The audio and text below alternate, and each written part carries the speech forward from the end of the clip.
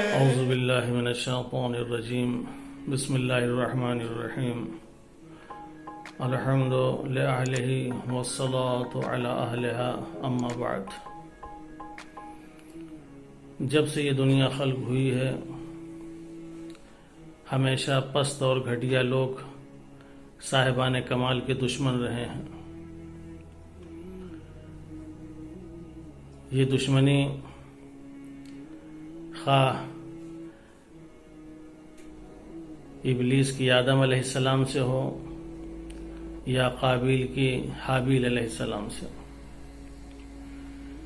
یا یہ دشمنی فرعون کی حضرت موسیٰ علیہ السلام سے ہو یا نمرود کی حضرت ابراہیم علیہ السلام سے، یا پیغمبر اسلام حضرت محمد مصطفیٰ صلی اللہ علیہ وآلہ وسلم سے ابو جہل، ابو لہب، ابو سفیان وغیرہ کی دشمنی۔ بہرحال ہمیشہ صاحبان کمال کے لوگ دشمن رہے ہیں، اور جو چیزیں صاحبان کمال سے منسوب ہوئیں اس کے بھی لوگ دشمن ہوئے۔ مسلمان اگر اسلام سے وابستہ ہیں تو مسلمان کے دشمن، شیعہ اگر اہل بیت اطہار علیہ السلام سے منسوب ہیں تو شیعوں کے دشمن۔ لہذا ہمیشہ دشمن صاحبان کمال کو ختم کرنے کی کوشش کرتا رہا ہے۔ صاحبان کمال کو بھی ختم کیا ہے، اور جو چیزیں صاحبان کمال سے منسوب رہی ہیں انہیں بھی ختم کرنے کی کوشش کیا۔ مسلمان کتنی تعداد میں مارے جاتے تھے، کتنی تعداد میں قتل کیے جاتے تھے، آج بھی لوگ مسلمان کے کتنے دشمن ہیں۔ یہ شیعہ جو اہل بیت اطہار علیہ السلام سے وابستہ ہیں ان کے لوگ کتنے دشمن تھے، ان کو قتل کیا جاتا تھا، ان کو دیواروں میں چنوایا جاتا تھا، ان کے خون کا گارا بنایا جاتا تھا کہ کسی بھی طرح ان تمام چیزوں کو ختم کر دیا جائے۔ یہ نہ رہیں گے، نہ اسلام رہے گا، نہ دین رہے گا، نہ دین اور اسلام کی کوئی شناخت رہے گی۔ لہٰذا کبھی اسلام کو، کبھی مسلمان کو، کبھی وہ چیزیں جو ان صاحبان کمال سے منسوب رہی ہیں انہیں ختم کرنے کی کوشش کی، جیسے انہدام جنت البقیع ہے۔ یہ جنت البقیع 8 شوال 1314 ہجری میں منہدم کیا گیا۔ جس دن جنت البقیع کو منہدم کیا گیا، روزوں کو مسمار کیا گیا، اس دن کا نام یوم الہدم رکھا گیا۔ تاریخ اسلام آج بھی اس دن کو یوم الہدم کے نام سے یاد کرتی ہے۔ اس دن صرف جنت البقیع کو منہدم نہیں کیا تھا، مسلمانوں کے اتحاد کو منہدم کیا تھا، دین کو منہدم کیا تھا، اسلام کو منہدم کیا تھا، دین الہی کو منہدم کرنا چاہا تھا کہ اس کو منہدم کر دیں گے تو ساری چیزیں منہدم ہو جائیں گی۔ جبکہ ان لوگوں نے دیکھا کہ اگر یہ کسی ایک چیز کو منہدم کرنا چاہتے ہیں تو دوسری چیز اس کے بعد آ کے سامنے آ جاتی ہے۔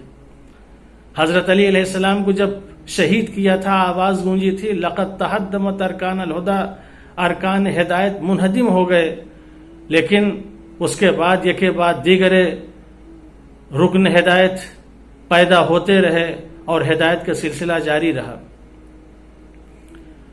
لاکھ یہ کوشش کر لیں مٹانے کی، ختم کرنے کی، کسی بھی چیز کو کبھی نہیں ختم کر سکتے۔ ان کا ارادہ ہی یہی ہے، یریدون لیطفئوا نور اللہ بافواہہم واللہ متم نورہ ولو کرہ الکافرون۔ تم لاکھ ارادہ کر لو، لاکھ چاہ لو کہ ہم اس کو ختم کر دیں گے، ہم اس کو بجھا دیں گے، ہم اس کو فنا کر دیں گے، اللہ اپنے نور کو مکمل کر کے چھوڑے گا، اللہ اپنے نور کو ہمیشہ باقی رکھے گا۔ دنیا کوشش کر کے تھک جائے گی مگر کبھی نور الہی کو ختم نہیں کر سکتی۔ یہ جنت البقیع ایک ایسا قبرستان تھا کہ ہجرت کے بعد شہر مدینہ کے مسلمانوں کے دفن ہونے کا یہ واحد قبرستان تھا جس میں تمام مسلمان دفن ہوتے تھے. اس میں اگر ایک طرف اولاد رسول دفن ہے تو دوسری طرف اصحاب رسول ہیں. تاریخ میں 10,000 اصحاب کا ذکر کیا جاتا ہے کہ اس میں 10,000 اصحاب دفن ہیں. اس میں امہات المومنین دفن ہیں، پیغمبر اسلام کے فرزند جناب ابراہیم دفن ہیں، پیغمبر اسلام کے چچا جناب عباس دفن ہیں، آپ کی پھوپھی صفیہ بنت عبد المطلب دفن ہیں، آپ کی بیٹی فاطمہ زہرا سلام اللہ علیہا اس میں دفن ہیں، آپ کے نواسے امام حسن علیہ السلام اس قبرستان میں دفن ہیں. اور صرف یہی نہیں، امام سجاد علیہ السلام، امام محمد باقر علیہ السلام، امام جعفر صادق علیہ السلام بھی اسی قبرستان میں دفن ہیں. دائی حلیمہ جنہوں نے پیغمبر اسلام کو دودھ پلایا تھا وہ بھی اسی قبرستان میں دفن ہیں. ام البنین بھی اسی قبرستان میں دفن ہیں. اس قبرستان کی عظمت کا واقعہ انسان اندازہ نہیں لگا سکتا. رسول اسلام اس قبرستان کی زیارت کے لیے جاتے تھے اور جو اس میں دفن ہیں ان کو سلام کرتے تھے، ان کی مغفرت کے لیے دعا کرتے تھے. حرم نبوی کے بعد مدینے کا اہم ترین اور افضل ترین قبرستان اگر کوئی ہے تو جنت البقیع ہے. یہ وہ جنت البقیع ہے جہاں اولاد رسول دفن ہوئی ہے. جناب فاطمہ کی عظمت سے کوئی انکار کر سکتا ہے؟ امام سجاد علیہ السلام کی عظمت سے کوئی انکار کر سکتا ہے؟ امام حسن علیہ السلام کی عظمت سے کوئی انکار کر سکتا ہے؟ امام محمد باقر علیہ السلام جن کے لیے جابر ابن یزید جعفی نے ایک روایت کی ہے کہ اندی 70,000 حدیث عن ابی جعفر عن النبی کلھا صحیح، کہ میرے سینے میں 70,000 حدیثیں وہ ہیں جو امام محمد باقر علیہ السلام سے مروی ہیں. کلھا صحیح، اور یہ سب کے سب صحیح ہیں. اور یہ حدیث کہیں اور نہیں، یہ روایت کہیں اور نہیں. جو مسلمانوں کی پہلی صحیح کتاب مسلم ہے اس میں یہ موجود ہے، جلد نمبر 1 صفحہ نمبر 15 پر. امام جعفر صادق علیہ السلام کی شخصیت کے بارے میں کون نہیں جانتا؟ سب جانتے ہیں، سب امام جعفر صادق علیہ السلام کو مانتے ہیں. شیخ مفید نے اپنی کتاب ارشاد میں ان کے متعلق لکھا ہے کہ 4,000 شاگرد تھے آپ کے جن سے روایتیں کی ہیں، اور ایسے عالم میں علم کو لوگوں تک پہنچایا، علم کو لوگوں کے درمیان میں پھیلایا امام باقر امام جعفر صادق علیہ السلام نے. جہاں بنی امیہ اور بنی عباس کا پیچیدہ ترین دور تھا ایسے عالم میں پہنچایا. یہ معمولی بات نہیں ہے. لیکن ایسے ہی ہستیاں جو اس قبرستان میں دفن تھیں ان کی قبروں کو ڈھایا گیا، ان کے روضوں کو ڈھایا گیا، ان کی قبر کو مسمار کیا گیا تاکہ ختم کر دیا جائے. یہ سازش آج سے نہیں، ابتدا اسلام سے چلی آ رہی ہے. اور یہ سازش کسی اور کی نہیں، یہ سازش یہود و نصارہ کی ہے. اور یہود و نصارہ اسلام اور مسلمان کے دشمن اس وقت تک رہیں گے جب تک یہود و نصارہ کے پیرو نہیں ہو جائیں گے. لن ترضى عنك اليهود ولا النصارى حتى تتبع ملتهم. یہ ہمیشہ دین اور اسلام کو ختم کرنے کی کوشش کرتے ہیں، اور ان کی سازش شروع سے رہی ہے کہ اسلام کو ختم کر دیا جائے، اسلام کو فنا کر دیا جائے. ان کا کام یہی ہے کہ الہی مقدسات کی توہین کرنا، اسلامی عقائد کی بیخکنی کرنا، مسلمانوں میں پھوٹ ڈالنا، نور الہی کو بجھانا. اور اس کام کے لیے ہمیشہ مسلمانوں کو دولت اور اقتدار کی لالچ دے کر انہی سے استعمال کیا، انہی کو استعمال کر کے اسلام اور مسلمانوں کو ختم کرنا چاہا۔ اور آل سعود جب 8 شوال 1344 ہجری کو مکے اور مدینے پر قابض ہوئے تو ان سے پہلا کام جو کروایا گیا وہ یہی کروایا گیا کہ جنت البقیع کو منہدم کرو، تاکہ اسلام کی شناخت اور اسلام کی پہچان ختم ہو جائے۔ لہذا آل سعود نے ایسی گھناؤنی حرکت کی، ظاہراً اپنے آپ کو مسلمان کہنے والے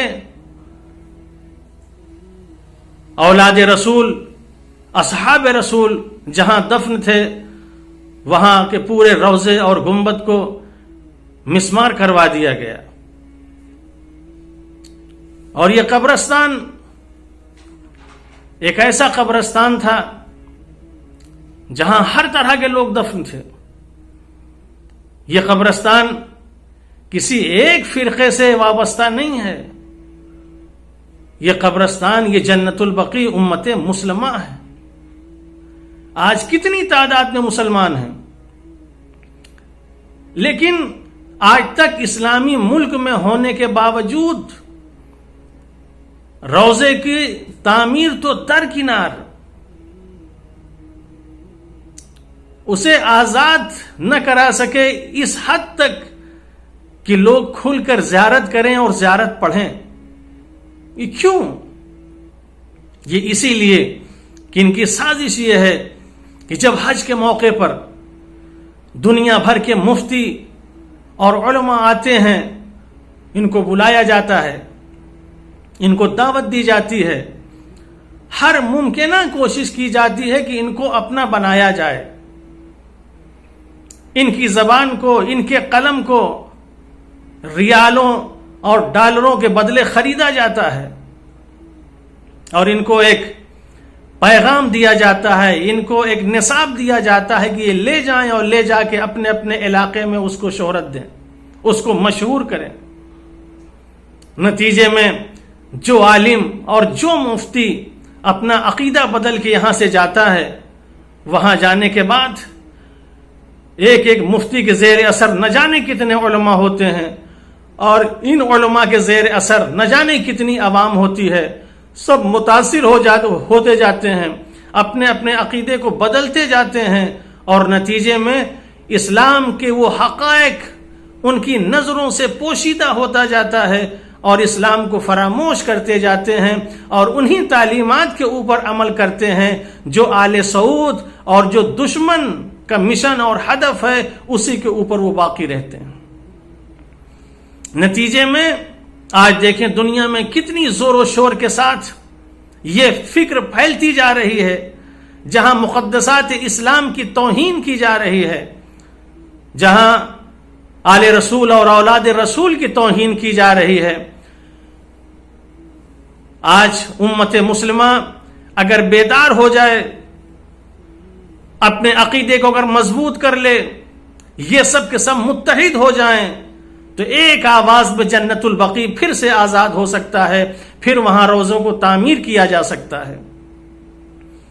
جب تک یہ متحد نہیں ہوں گے، جب تک ان کے عقائد محکم نہیں ہوں گے، تب تک کچھ نہیں ہو سکتا۔ لہذا انہدام جنت البقیع کے موقع پر ہم پرزور مذمت کرتے ہیں آل سعود کی، کہ جنہوں نے جنت البقیع کے تمام روضے کو ڈھا دیا، اور امت مسلمہ سے یہ گزارش کرتے ہیں کہ اپنی آوازوں کو بلند کریں، اتحاد کے پرچم کو بلند کریں، اور سب لوگ مل کر ایک ساتھ آواز اٹھائیں کہ جنت البقیع کو ان دشمنوں کے چنگل سے آزاد ہونا چاہیے، اور وہاں روضے کی تعمیر ہونا چاہیے۔ انشاءاللہ اگر ہم سب کے سب متحد ہو گئے تو ایک دن جنت البقیع میں دوبارہ پھر روضے تعمیر کر دیے جائیں گے، اور ضرور تعمیر ہوں گے، اس لیے اللہ کا وعدہ ہے کہ دشمن لاکھ نور الہی کو بجھانا چاہیں وہ بجھا نہیں سکتے، ہم اس کو منزل کمال پر پہنچا کے رہیں گے۔ والسلام علیکم ورحمۃ اللہ وبرکاتہ۔